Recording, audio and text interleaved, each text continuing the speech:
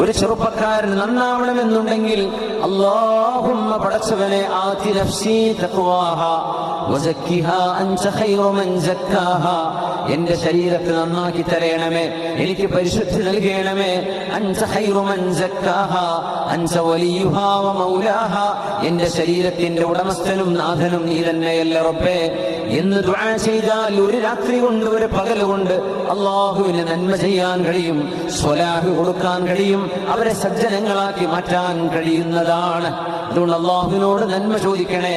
നിങ്ങളുടെ അയൽപക്കം നിങ്ങളെക്കുറിച്ച് നല്ലത് പറയണം, കൂടെ ജോലി ചെയ്യുന്നവർ നിങ്ങളെക്കുറിച്ച് നല്ലത് പറയണം, കൂടെ യാത്ര ചെയ്തവർ, നാട് വിട്ടുപോയവർ, കൂടെയുള്ളവർ അവരെ പറ്റി നല്ലത് പറയണം.